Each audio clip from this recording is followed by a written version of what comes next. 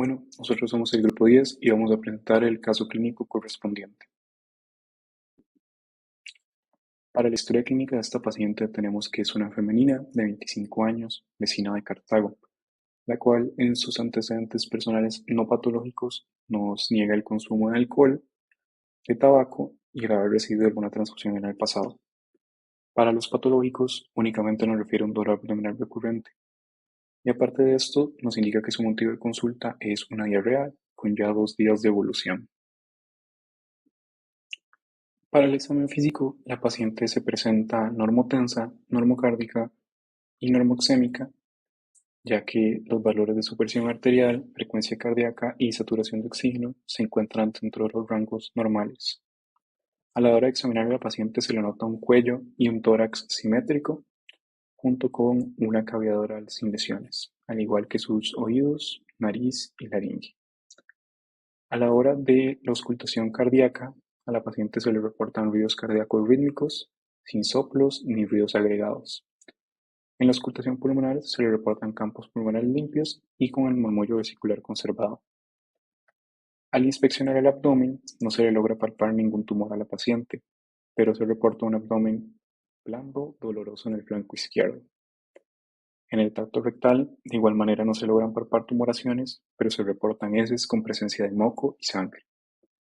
Y a la hora de inspeccionar el aparato geniturinario, no se le nota ninguna lesión ni en la ingle ni en los genitales externos a la paciente. Los exámenes de laboratorio de esta paciente nos demuestran lo siguiente: una hemoglobina en 12, un hematocrito en 34, los leucos en 16.000, los neutrófilos al 85%, una calprotectina de 300 microgramos por gramo y un cropo cultivo con resultado negativo. Aparte de esto, la paciente se le realizó la colonoscopía, en la cual se logra observar una lesión que abarca desde el recto hasta el colon ascendente. En esta lesión, la mucosa de estas zonas se nota rojiza, edematosa, con zonas ulceradas, friable, que sangra con facilidad, asociada a moco y a restos hemáticos. Esta lesión se nota que termina abruptamente y proximal a ella se nota la mucosa normal y sin ninguna alteración hasta el ciego, al igual que la del ilion distal. Dicho esto, le cedo la palabra a mi compañera Angelina. Para el diagnóstico presuntivo, el diagnóstico más probable es la colitis ulcerativa crónica inespecífica, conocida como CUSI. En esta paciente se encuentran hallazgos que coinciden con esta enfermedad, la cual afecta principalmente la mucosa y la submucosa del colon. Es común observar una mucosa eritematosa, granulomatosa y friable, con una pérdida del patrón vascular normal y zonas hemorrágicas dispersas. También se presentan úlceras con exudado purulento abundante y áreas de mucosa relativamente normal o hiperplásica inflamatoria que forman pseudopólipos. Esta enfermedad se limita al colon y al recto y se caracteriza por ser vesicidante, con episodios de diarrea hemorrágica acompañada de material mucoide fibroso, dolor en la parte inferior del abdomen y cólicos que se alivian temporalmente tras la defecación. Inicialmente, los episodios suelen ser intercalados con periodos asintomáticos. Los pacientes pueden presentar diarreas con sangre y cólicos abdominales leves. La disentería es un indicador clave para poder identificar la localización de la ulceración. Si las heces son normales y duras, la enfermedad podría estar localizada en el recto sigmoides. Sin embargo, conforme progresa la ulceración, las heces se vuelven más disentéricas. Para este punto, el paciente generalmente no presenta síntomas sistémicos. Ahora vamos con el análisis del caso. La fisiopatología exacta de la colitis ulcerosa no se conoce al 100%. Sin embargo, las hipótesis más aceptadas sugieren que es una enfermedad inmunológica que ocurre en individuos genéticamente susceptibles, donde factores externos como agentes infecciosos o la flora intestinal y factores propios del huésped como la función de la barrera epitelial intestinal y las respuestas inmunitarias innata y adquirida generan una disrupción crónica de la regulación inmunitaria. En el caso de nuestra paciente, la ausencia de tabaquismo y etilismo descarta estos factores ambientales como contribuyentes en su cuadro clínico. Los síntomas de dolor abdominal recurrente y diarrea de 2 días de evolución sugieren una exacerbación aguda de la colitis ulcerosa manifestada en esta paciente. Colitis ulcerosa resulta en una respuesta desregulada del sistema inmunitario mucoso hacia la microbiota intestinal. El tejido linfático asociado al intestino, compuesto por células inmunitarias distribuidas en la lámina propia y estructuras linfoides, regula las respuestas a antígenos extraños mediante citocinas, como la interleuquina 10, y en la enfermedad inflamatoria intestinal y por tanto la colitis ulcerativa, este mecanismo de supresión de respuesta inflamatoria está alterado. Por tanto, existe una presencia de células TCD4 como la TH1, la TH2 e incluso la TH17 activadas en la lámina propia y citocinas inflamatorias en la sangre periférica. Algunas de estas citocinas activan macrófagos y linfocitos B o bien reclutan otros linfocitos mediante los vasos sanguíneos intestinales. Las células TH2 y las interleuquinas 13 predominan en la inflamación de la superficie de la mucosa, mientras que la desregulación de citocinas proinflamatorias, como el factor de necrosis tumoral alfa y la interleuquina 12, perpetúan la inflamación. En el examen físico, la paciente presenta dolor en el flanco izquierdo, tiene moco y sangre en las heces, y la colonoscopia muestra una inflamación significativa con mucosa edematosa, friable y ulcerada desde el recto hacia el colon ascendente. El dolor podría ser un indicador muy grande de la inflamación, el moco y la sangre también, y la inflamación significativa en la mucosa, el edema y que sea friable y haya úlceras, evidencian todavía más la presencia de una reacción inmunitaria y una inflamación exacerbada en la mucosa y submucosa del colon. Ok, ahora vamos a hablar sobre la cascada inflamatoria y el daño de la barrera epitelial. Bueno, una vez iniciada la inflamación, se perpetúa mediante la activación de células T y la producción de mediadores inflamatorios como interleucina 1, 6 y el factor de necrosis tumoral alfa. Estos mediadores promueven fibrosis, colágenogénesis y la activación de metaloproteinasas, además de activar la cascada de coagulación. En la colitis ulcerosa, esta inflamación desregulada provoca daño tisular crónico y esta inflamación crónica también disrumpe las uniones estrechas, las tight junctions, y la capa de moco que protege la mucosa del colon, incrementando la permeabilidad de la barrera epitelial. Esto permite la exposición de la mucosa a antígenos luminales, lo que activa macrófagos, células dendríticas que adoptan un fenotipo proinflamatorio.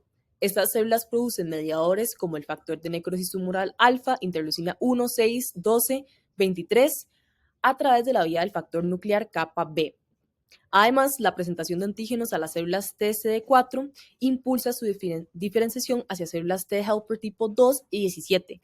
Las células T migran a la lámina propia mediante moléculas de adhesión celular mucosa 1, intensificando el infiltrado inflamatorio y favoreciendo procesos como la apoptosis de las células epiteliales y la degeneración inducida por señales paracrinas de los miofibroblastos. La enfermedad inflamatoria intestinal se ve asociada a más de 60 defectos genéticos. Entre ellos, los que afectan al CUSI son mutaciones en los genes que codifican para la interleuquina 10, el receptor de la misma, la interleuquina 12B, el estimulante de macrófagos 1, el receptor de prostaglandinas 4, JAK2 y STAT3.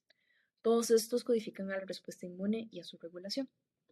Los biomarcadores de inflamación, como la lactoferrina fecal y la calprotectina fecal, son útiles para el diagnóstico y el seguimiento del CUSI. Pueden ser detectados en sangre, heces, orina o biopsias, y la lactoferrina fecal es una glicoproteína presente en neutrófilos activados y actúa como marcador de inflamación intestinal, mientras que la calprotectina fecal está presente en neutrófilos y monocitos y muestra concentraciones que se correlacionan con la inflamación histológica y predicen recaídas. En el caso de la paciente, la calprotectina fecal de 300 microgramos por gramo indica inflamación intestinal activa característica de CUSI. Además, la leucocitosis, que está en 16.000, y la neutrofilia de un 85% reflejan una respuesta inflamatoria sistémica. En este caso clínico, uno de los diagnósticos diferenciales fue la colitis infecciosa, ya que la paciente presentó síntomas característicos como diarrea con sangre y moco. La leucocitosis, que estaba en 16.000, también sugería una posible infección aguda. La colitis infecciosa es una causa frecuente de diarrea con sangre y puede ser provocada por diversas infecciones bacterianas como Escherichia coli, Salmonella o incluso Clostridium difficile. Además, la memiasis intestinal se podría considerar, sin embargo, la sospecha de colitis infecciosa se descartó debido a un coprocultivo negativo, lo que eliminó la posibilidad de que la causa fuera una infección bacteriana o parasitaria. A su vez, la colonoscopia mostró hallazgos no acordes a una colitis infecciosa. Otro diagnóstico diferencial importante fue la enfermedad de Crohn, que puede presentar diarrea sanguinolenta, dolor abdominal recurrente e incluso leucocitosis. Sin embargo, en este caso la enfermedad de Crohn fue descartada por el patrón endoscópico típico de la colitis ulcerosa. La colonoscopia mostró una inflamación continua que afectaba el colon desde el recto hasta el colon ascendente, con lesiones ulceradas que terminaban abruptamente. En cambio, la enfermedad de Crohn suele tener un patrón parchado, como podemos ver en la imagen, con zonas normales intercaladas con áreas inflamadas.